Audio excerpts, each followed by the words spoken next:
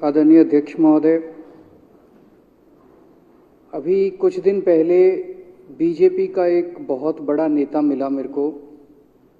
उससे काफ़ी लंबी चर्चा हुई मेरी, और उसने जो जो बातें बताई वो इतनी चौंकाने वाली थी कि आप सब सुनोगे तो रोंगटे खड़े हो जाएंगे।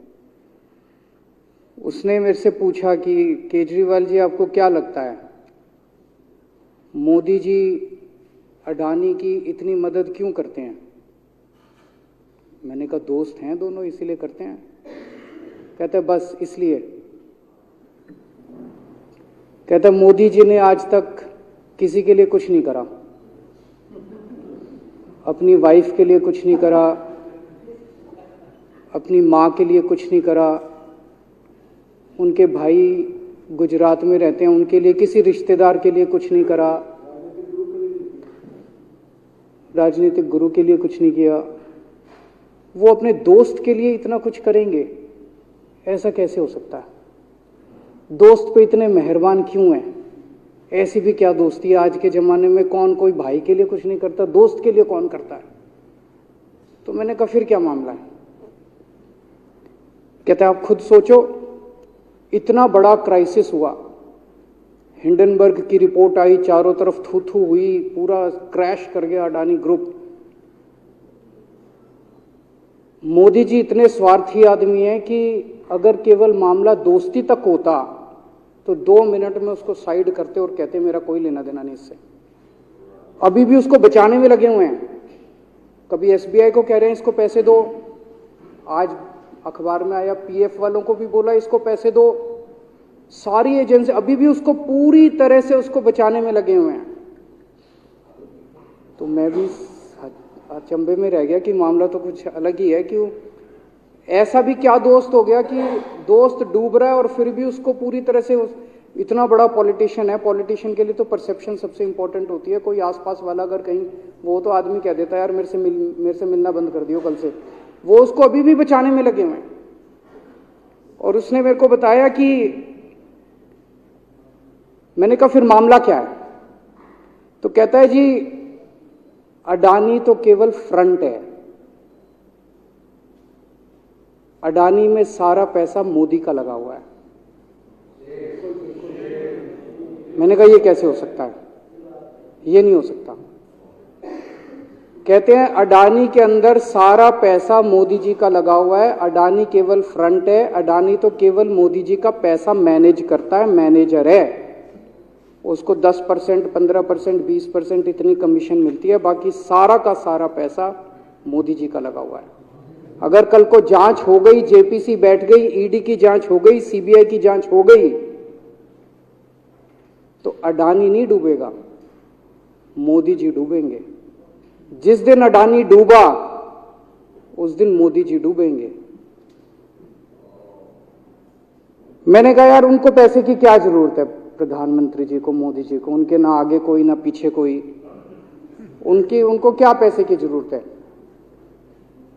तो कहता है सर पैसे की हवस होती है, लत होती है। कहता है इतने दुनिया में इतने बड़े बड़े अमीर आदमी हैं, उनको कोई अब और पैसे की थोड़ी जरूरत है, लगे पड़े हैं सारे, और पैसा और पैसा और पैसा। बोला हवस होती है।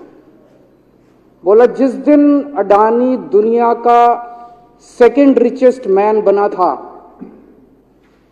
अडानी दुनिया का सेकंड रिचेस्ट मैन नहीं बना था, मोदी जी दुनिया के सेकंड रिचेस्ट मैन बने थे।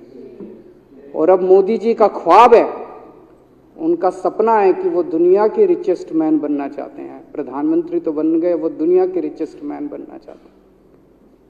फिर उसने मेरे को एक एक करके, मैं बड़ा धीरे धीरे उसकी बातों पे, पहले तो मैं एकदम शॉक हो गया ये कह क्या रहा है कि अडानी के अंदर सारा पैसा मोदी जी का लगा है। फिर वे धीरे धीरे उसने एक एक करके बातें खोल के समझानी चालू की। कहता है मोदी जी श्रीलंका गए, श्रीलंका के राष्ट्रपति राजापाक्सा हैं। राजापाक्सा को मोदी जी ने जबरदस्ती करके वहां का विंड प्रोजेक्ट अडानी को दिलाया। क्यों दिलाया? मैं आप लोगों से पूछना चाहता हूं, आप में से कोई विदेश जाएगा तो वहां की किसी एजेंसी को जबरदस्ती करके अपने भाई को, रिश्तेदार को ठेका दिला के आओगे क्या? ऐसे कोई करता है क्या? मोदी जी ने जबरदस्ती राजपाक्षा के ऊपर प्रेशर डाल के वहां का विंड प्रोजेक्ट अडानी को दिलाया।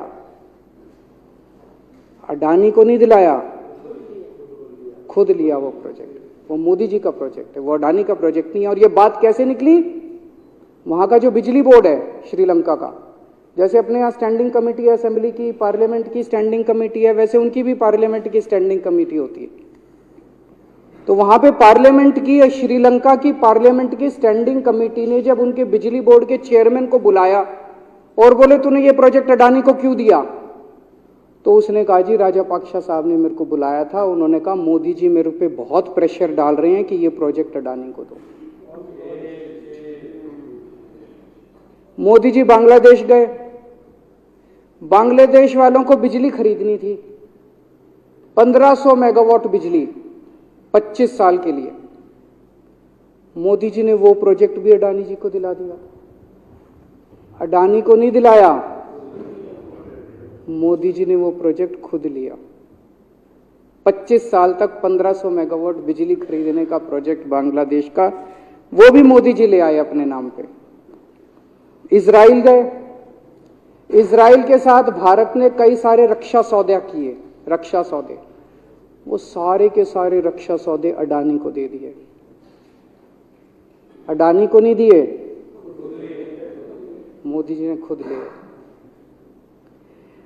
अभी 2-3 साल पहले 6 एयरपोर्ट की नीलामी हुई प्राइवेटाइजेशन के लिए, सरकार ने उनकी नीलामी करी, भाई प्राइवेट प्लेयर आके लो।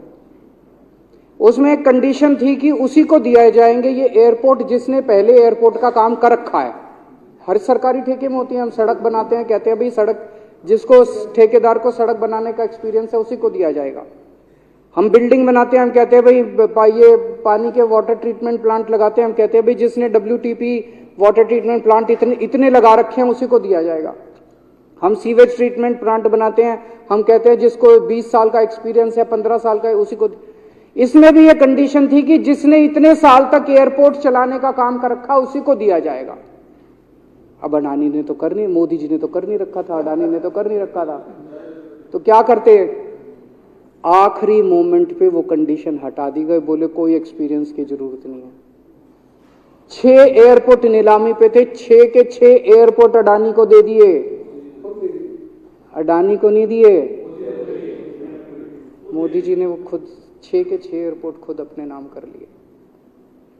आज 2021 नवंबर में एयरपोर्ट टेक ओवर किए, 2023 1.5 साल हुआ है। 1.5 साल के अंदर आज एयरपोर्ट का 30%, पूरे देश का एयरपोर्ट का जितना धंधा है, बिजनेस है, उसका 30% बिजनेस जो है वो मोदी जी के पास है। 30%, 1.5 साल के अंदर इतना बड़ा भारत देश, इतने एयरपोर्ट, 30% एयरपोर्ट का बिजनेस आज मोदी जी के पास है। एक और बड़ी इंटरेस्टिंग चीज हो रही है, ये ईडी और सीबीआई को इस्तेमाल करके बंदूक यहां रख के लोगों की फैक्ट्रियां छीनी जा रही हैं। मतलब 10 अक्टूबर 2018 को 10 अक्टूबर 2018 को कृष्णापट्टनम पोर्ट के ऊपर इनकम टैक्स की रेड हुई और 6 अप्रैल 2020 को 1.5 साल बाद वो पूरा एयरपोर्ट अडानी ने खरीद लिया। उसके यहां बंदूक रख के उसको कहा या तो दे दे और या जेल। तो वो अडानी ने नहीं खरीदा, वो मोदी जी के पास चला गया कृष्णापट्टनम एयरपोर्ट। 10 दिसंबर 2020 को एसीसी और अंबुजा सीमेंट पे रेड हुई और 2 साल बाद 16 अक्टूबर 2022 को दोनों सीमेंट प्लांट मोदी जी के पास चले गए।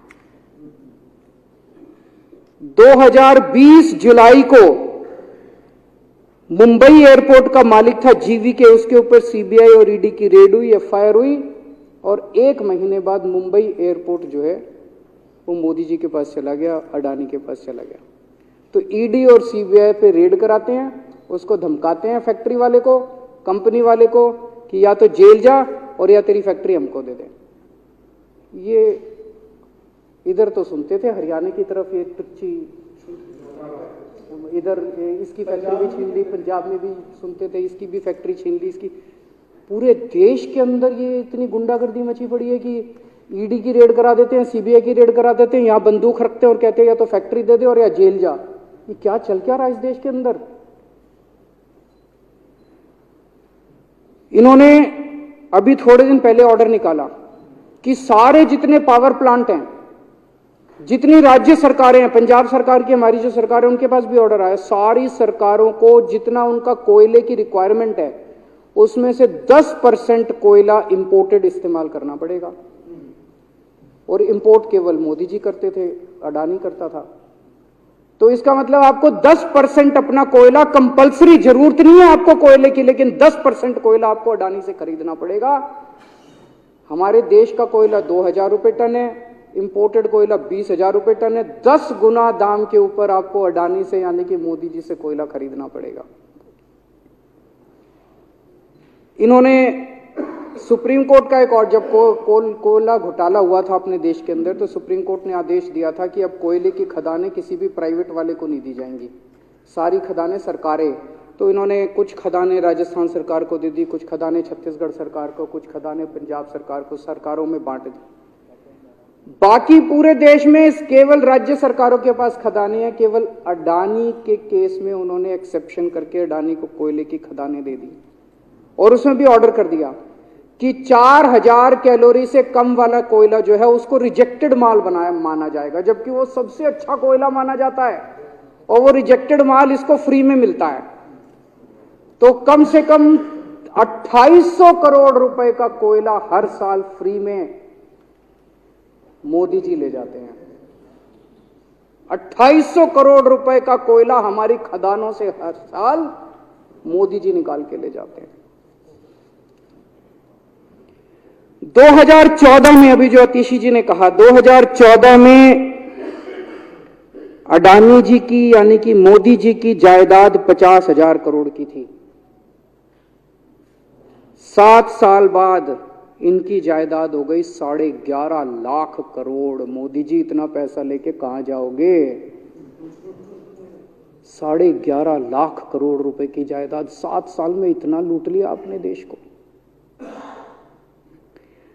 2014 में 609 नंबर पे थे, अब ये सेकंड रिचेस्ट बन गए, अब रिचेस्ट बनना चाहते हैं। ये तो लेकिन कुदरत है, कुदरत तो बड़ी ताकतवर है। किसने सोचा था एक दिन हिंडनबर्ग रिपोर्ट आएगी और 24 घंटे के अंदर सारा तहस नहस हो जाएगा।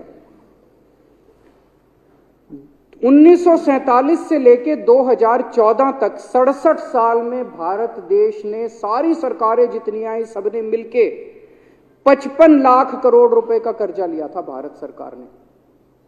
2014 से 2022 7 साल के अंदर 85 लाख करोड़ रुपए का कर्जा ले लिया, दुगने से भी ज्यादा। जितना 67 साल में लिया था उतना 7 साल में ले लिया। ये पैसा गया कहां? ये पैसा गया कहां? ये सारा इनकी जेब में गया। तो मैं जनता को कहना चाहता हूं, आप तो जीएसटी देते हो, अपने बच्चों का पेट काट के टैक्स देते हो, दूध पे, दही पे, हर चीज पे जीएसटी देते हो। वो जीएसटी का पैसा जाता है जनता की उसमें खजाने में, वहां से वो जाता है अडानी के खजाने में और वहां से वो जाता है मोदी जी के खजाने में।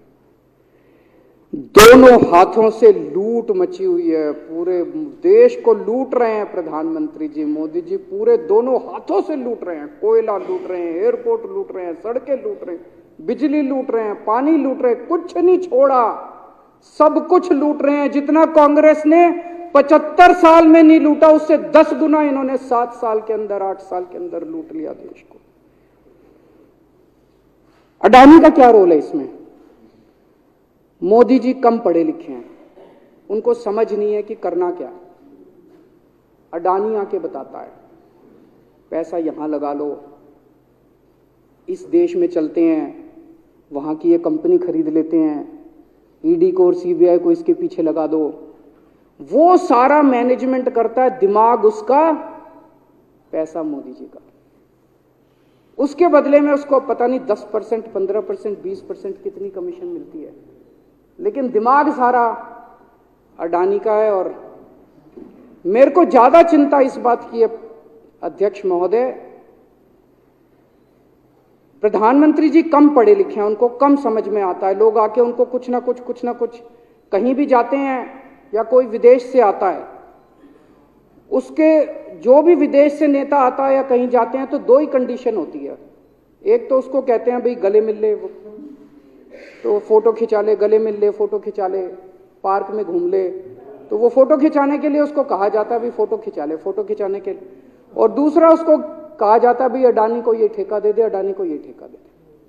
और कोई किसी कईयों को कहते हैं तारीफ कर दे, कोई आके कुछ नेता आके कहते हैं ना मोदी जी तो दुनिया के सबसे लोकप्रिय नेता है। उसने क्या लेना देना मोदी जी दुनिया के सबसे लोकप्रिय, वो आके क्यों कह रहा है? बदले में वो देश, ये जो गोरे हैं ना, बहुत चतुर हैं, बहुत चालाक हैं।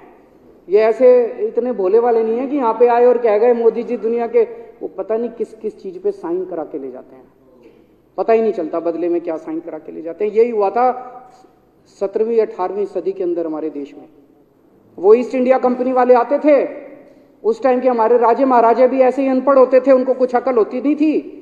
उनके राज्य, उनके दरबार में आते थे, उनकी तारीफ करते थे, खूब तारीफ करते थे, और पता नहीं किस किस चीज पे साइन करा के ले गए। 100 साल के अंदर पूरा देश अंग्रेजों ने कब्जा कर लिया। वही हाल अब हो रहा अपने देश का कि हमारे कम पढ़े लिखे प्रधानमंत्री हैं, पैसे की हवस है, और मतलब जो भी आता है 2 लाइन उनके उसमें बोल दे, गले मिल ले, पार्क में घूम ले, अडानी को 2 कंपनियों का ठेका दे दे, बदले में पता नहीं देश का क्या क्या बेच दिया इन लोगों ने। बहुत चिंता है हम लोगों को देश की इस वक्त, जिस दौर से देश गुजर रहा है। मुझे लगता है कि आजादी के बाद से सबसे भ्रष्ट प्रधानमंत्री अगर कोई हुए हैं जिन्होंने देश को इतना लूटा है, तो वो आज मौजूदा प्रधानमंत्री हैं। और उसके ऊपर कम पढ़े लिखे हैं, उनको कुछ पता नहीं, कोई कुछ भी उनसे साइन करा के ले जाता है, किसी को कुछ पता नहीं चलता। मैं संजीव झा के प्रस्ताव का समर्थन करता हूं।